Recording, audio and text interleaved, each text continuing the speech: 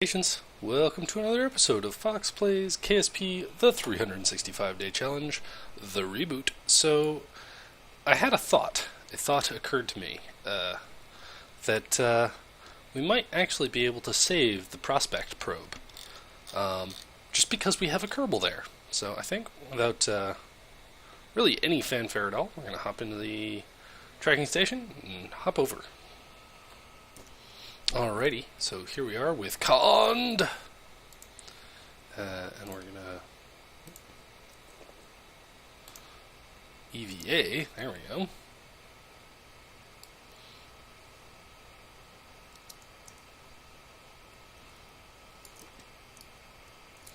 Now, I'm just gonna have a nice quick jaunt over to the Prospeckt 1 probe. Now, I think we can deploy the solar panels manually.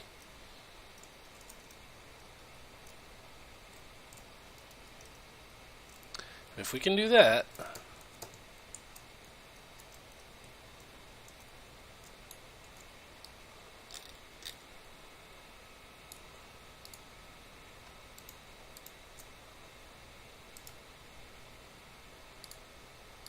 ta-da!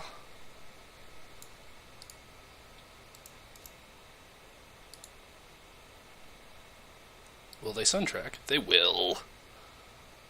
Awesome!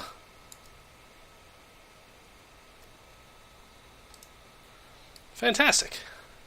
Alright, so our probe is saved. So we're going to just switch over to it. Alright, so what?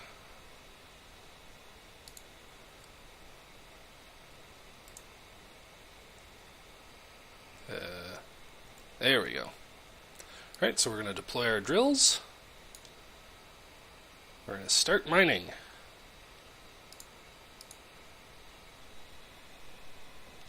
That should be going up. Yep, our carbonite is increasing. Very slowly. Now the great thing about carbonite is that this will actually generate resources in the background. So we can go off and do other things, and this will still be generating carbonite. Of course, our batteries have filled up, are filling up nicely there. Alright, well, I think Mr. Kerman here is just gonna kind of keep an eye on this, make sure everything goes well. But great success, you know. This probe comes to help set up a rescue mission for him, and he helps rescue the probe. So good times. All right. Well, I'm gonna hop on back to the launch pad, and we'll start with our payload for today. Okie dokie. So I have been mentioning that I made a whole bunch of variants and elongated tanks variants and stuff for the launchers for the past couple of videos, and here is one. This is like super duper proton, and it got that way basically just by adding an extra ALVC tank to each stage. So there's an extra one on the first stage, an extra one on the second stage, and an extra one on the third stage. There's actually two there. There's also something that I've made kind of standard at this point, and I'm just going to kind of clip through here and show you. So, right against the probe core, and I've included a probe core, a 2.5 meter probe core on the third proton stage, and basically I put 6 of the Tantares batteries there, and you can kind of see them through the fairing ring, which is cool. But they're there just to give anything plenty of electric charge to kind of give it a buffer to deploy its solar panels, but also so that that stage retains lots of electric charge after I decouple it from presumably a power generating payload, so that I can deorbit it later.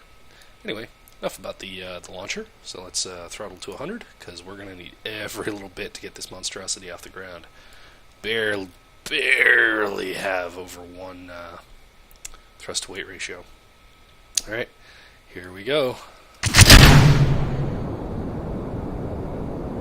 Agonizingly slowly. But look at that. Oh, it's beautiful. Look at how big. That's what she said. Or not. But yeah, it is a seriously big ALV, and I call it the ALV-D. The first one being the standard configuration. C has an extra tank there. The B has, or the C.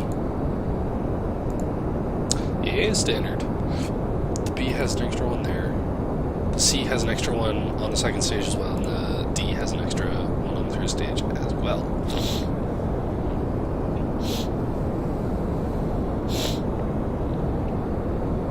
So we're going for a very,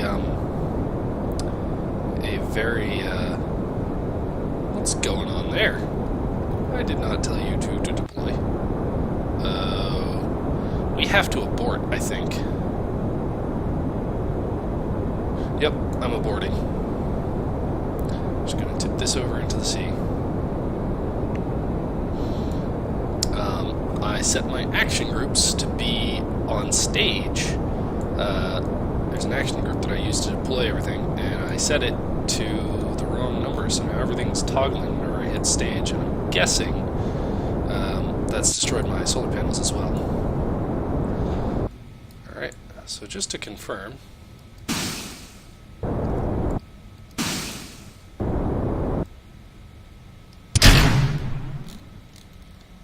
oh yeah, that blew away my solar panels ages ago.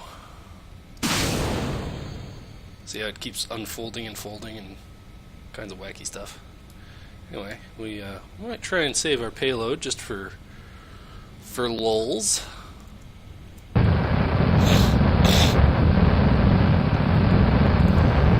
those optimistic landing legs out.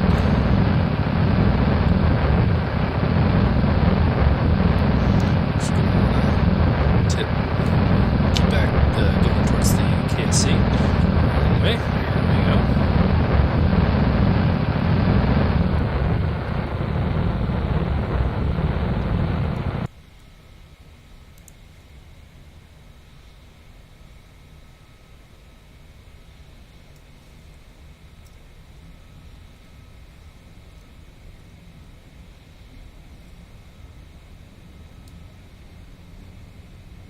And you know, we actually have parachutes on this. These parachutes, well, you'll see.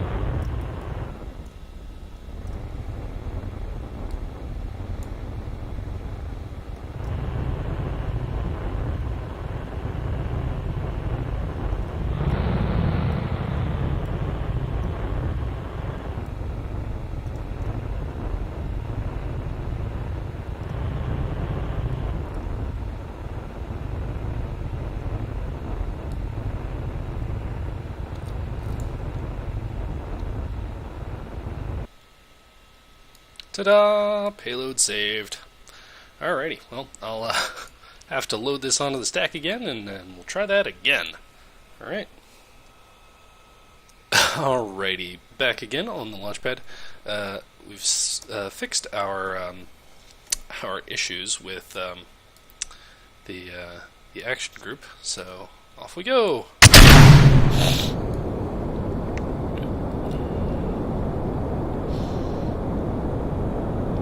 Now, I would time accelerate this, but I'm a little worried because it is quite massive, and part of the game's time acceleration calculation. I think it like increases mass or something. So yeah, it's a bit weird. So it might tear itself apart. But so we're not going to do that.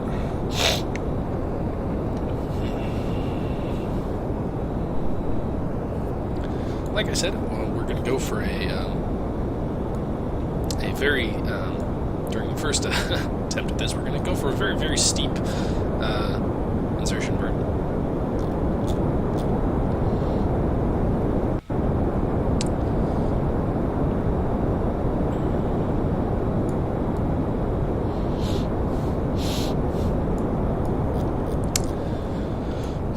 Right, so I guess I'll talk a little bit about our mission parameters.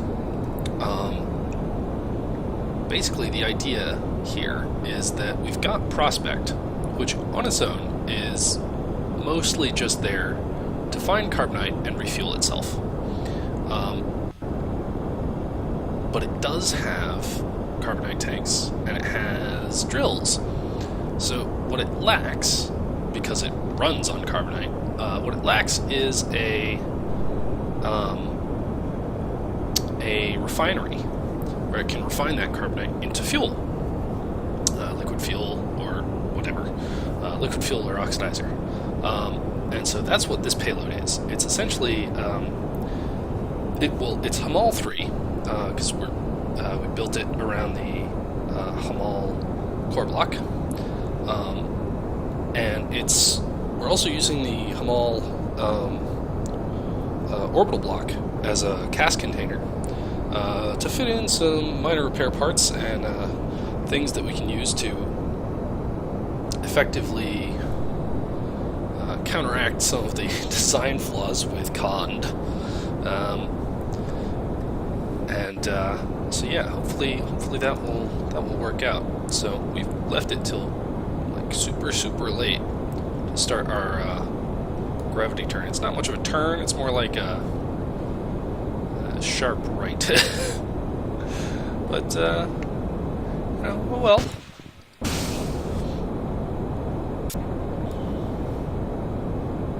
As needs must, as they say.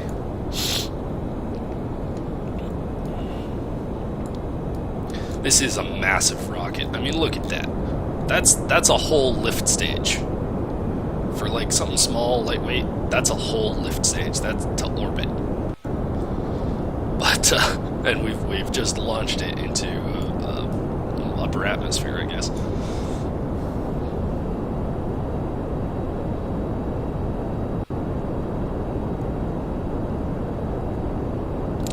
I'm gonna kind of tip over more than I'd like to, just because we've got so much upward momentum that it really doesn't matter as much. So we are going to hold at 40 degrees just for a little while. I want to make sure that apoapsis gets above 70. So the idea here is that we're going to try and use the ALV Block C, extended Block C, to do our orbital insertion, to do our transfer burn to the moon. Just reigniting there. Yeah, it's one beautiful thing that we have in KSP that unfortunately most conventional rockets in the real world do not, is that we can just keep restarting these engines all the time. And that's something that most actual rocket engines are not designed to do, but it's actually pretty cool, because there is a mod out there that does model that. I don't use it just because, I don't know, I play in KSP just to kind of futz around, play around, just do stuff. I probably could play it on hyper-realistic, but meh. Alright, so yeah, the intent. We're going to use ALV Block C-2, I guess, because it's the extended, to perform our transfer burn to the moon, and, if possible, circularize, and then into a low orbit, and then ditch Block C, and Block C will deorbit itself and crash into the moon.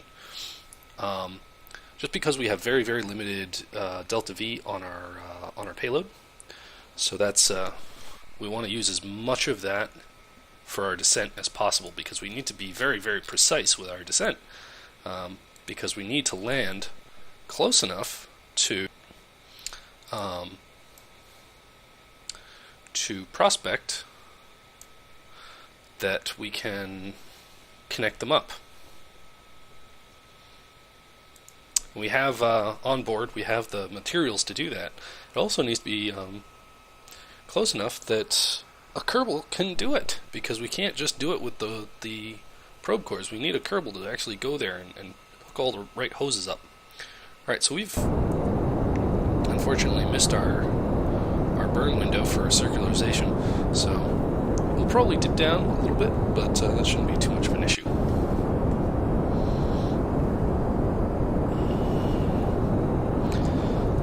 And I am showing you the whole launch just because it's a rocket that you haven't seen before. I mean, you have, but it's really big.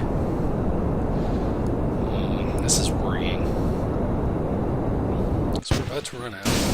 Alright, so we're now on the Block C only. So we're going to do a roll to heads up. We're going to jettison our ferry. And that, fortunately, did not rip off our solar panels, which was very good.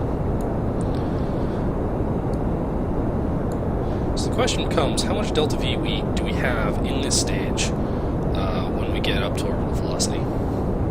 That is kind of the question.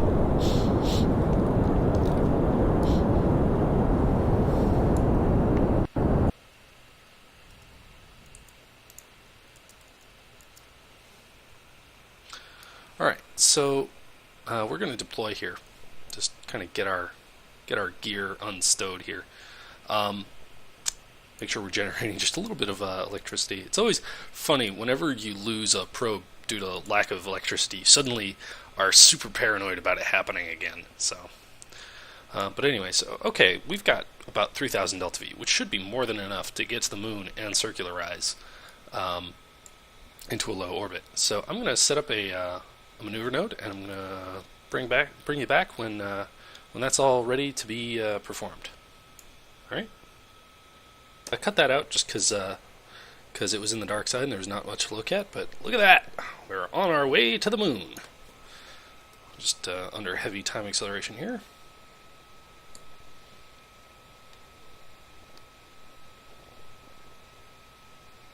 Oh, and I forgot that we need to set our maneuver node for when we actually encounter the moon.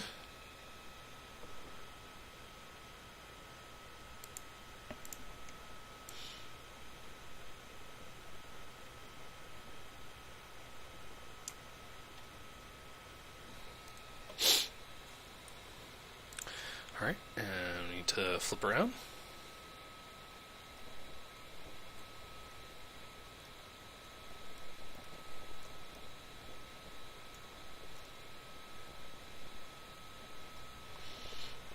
Alright, it appears that we're going to be at a weird inclination. So let's just set the moon.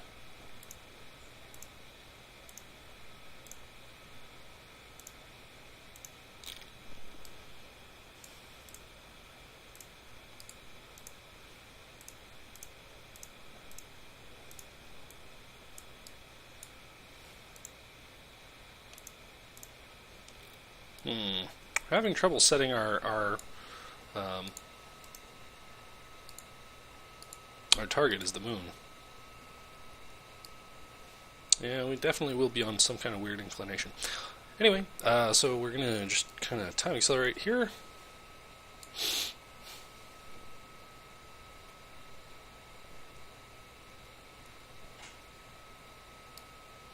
Sorry for the big old lag spike. We increased time acceleration just as we crossed the barrier.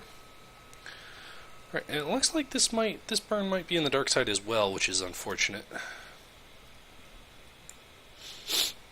But I will show you that, just because we've done the journey, so we may as well.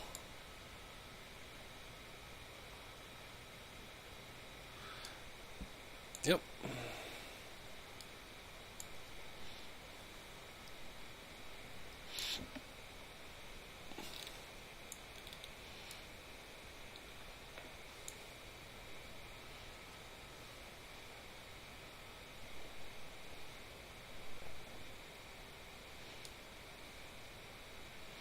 I know it's hard to see. Sorry about that.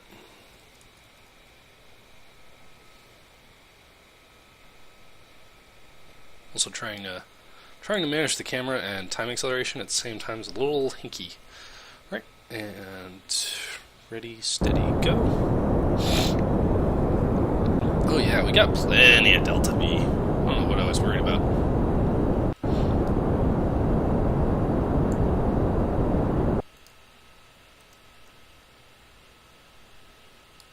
Just burning ever so slightly. Alright. And there we are. Alright, so I'm going to set up a maneuver to have us land more or less... well, first I'm going to fix our inclination. And I'm going to find us a way to land right near our little buddies on the moon. So I'll get that set up and done, and I'll see you for the descent. The descent. I can speak, really I can. Anyway, see you there. Alrighty, so I have had to do some weird shenanigans. Wouldn't let me see my ascending node and descending node, so I did a little trick where I just hit the warp to node button, which is a neat little feature, and that's actually the first time I used that. But basically, it let me know exactly when my ascending node was, and or descending node was, and I burned normal when it took me out of warp. So all worked out, and I've put us on a descent course, and it should overshoot our target crater by a little bit, and we actually want to... It's fine. We'll do it later in the descent. So we're going to more or less just kind of speed things up here.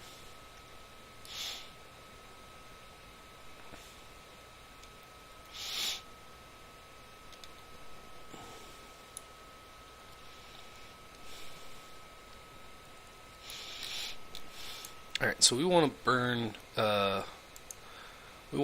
normal, and we want to do it fast-ish, because we're going pretty quick.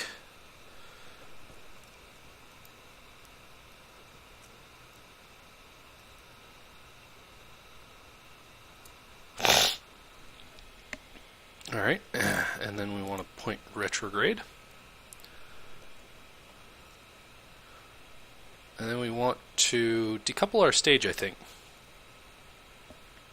I've already burned through plenty of this upper stage to make it worth us having kept it around. We want to...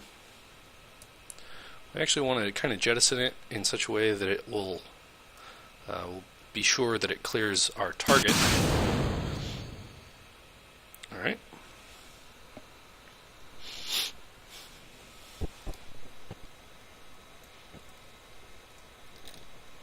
Alright, here's our vessel. Alright, we've got some whip antennas, and we got a little, why is it? It's giving me a lot of lag when I turn this way. I don't know why. But, anyway, we've got a little dish here. And most importantly, we've got a carbonite converter, which will let us convert carbonite into LFO mix. Alright, time to deploy our landing legs. And we know they work because we tested them on Kerman, rather unexpectedly. Alright, so...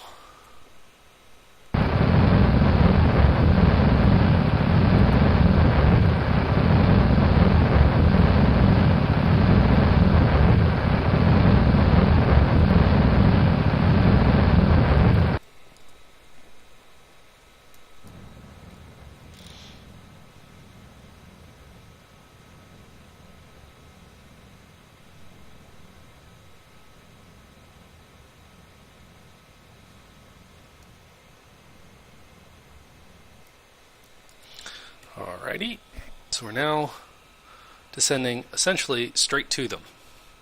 And we're on the light side, fortunately, so this landing in daylight is so much easier, because you've got shadows and high contrast. It's actually, the targets of the moon landings were in real life, were chosen very, very carefully, not just for scientific sake, for good locations to land and good locations to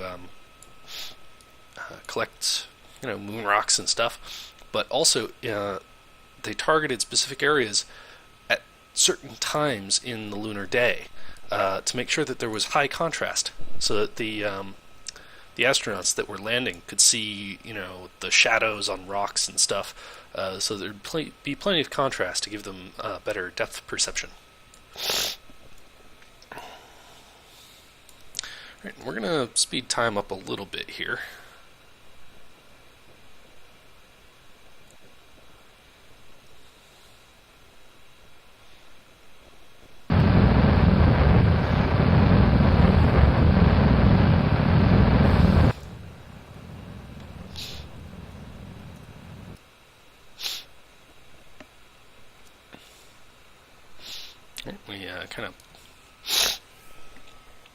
We slowed our descent, but we also slowed our horizontal velocity, and that had the effect that we were going to undershoot by quite a bit.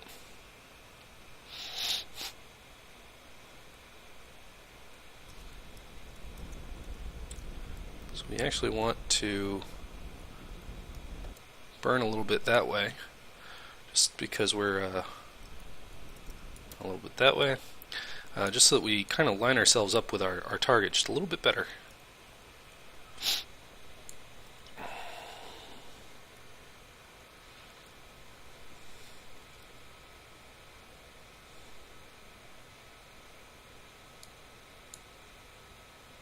Lots of lag. Lots of lag. Right, and so we're going to undershoot pretty drastically. We've got 600 delta V to play with. We are going to have to spend 100 of that.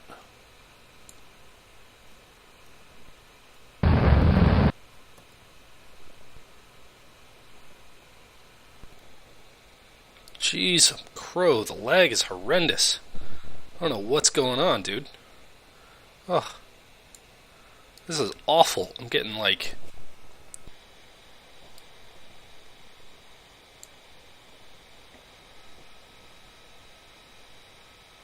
Alright, I don't know, I know it got choppy there for a minute.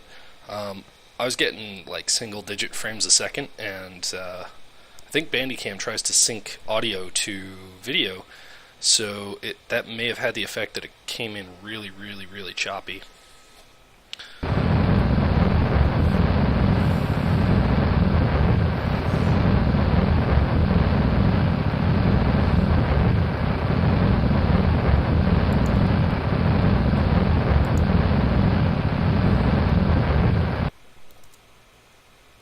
Actually rising again. Okay.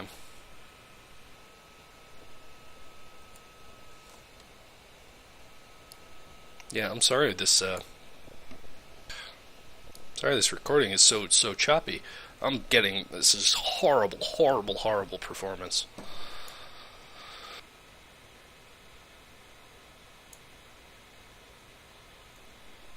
This is going to be really kind of stressful to land on. Now hopefully we'll be entering physics range soon, and that will help. Not sure how that'll help, but hopefully.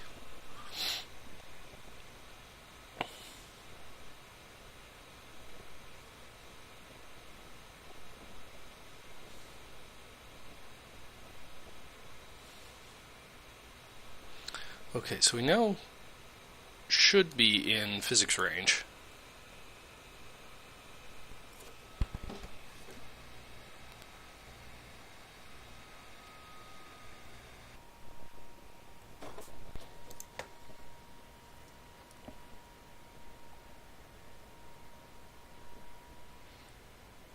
Alright, well, that hung there for like over a minute.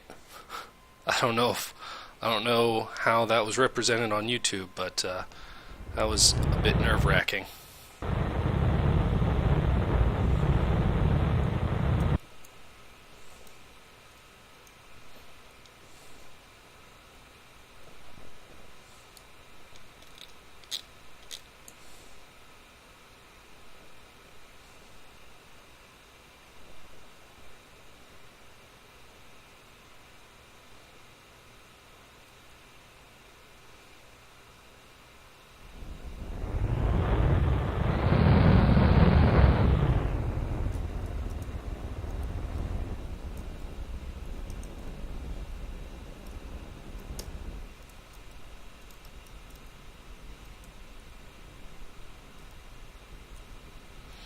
I'm making kind of a hash of this landing, but I've been so thrown off by all the hangs and just terrible performance. Actually, just going to point.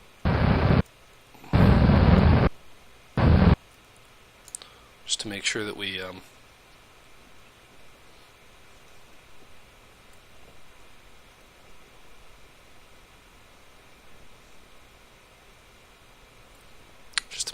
didn't overshoot. We are running the engine ever so slightly. Down to 100 delta V, so we need to kind of finish this up.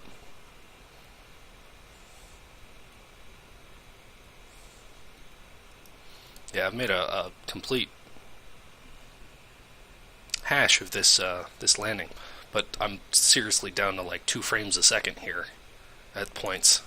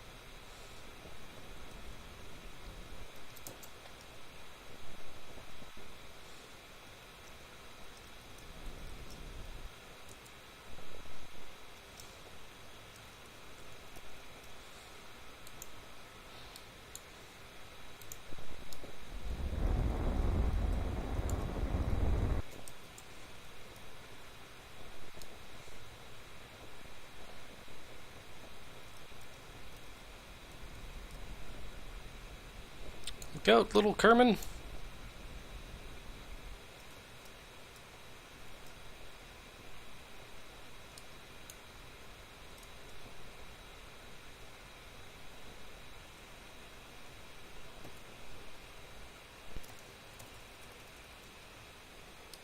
Don't tip over, don't tip over, don't tip over, don't tip over. Don't tip over, don't tip over. Okay. Well, that was nerve-wracking. Alright, anyway. That's been a crazy mission. Oh, I'm gonna have a heart attack now. Because that was just crazy stressful. That was awful. That was just awful. And it's still doing it. It's still giving me just terrible performance here. But, anyway, that has been a mission. So I have been Foxx. This has been KSP, using lots and lots of wonderful Tantares parts as well as carbonite parts, and lots of lag. That'd be from Squad and the 32-bit install. But anyway, thank you for watching. Hope you enjoyed. Hope to see you next time. Take care.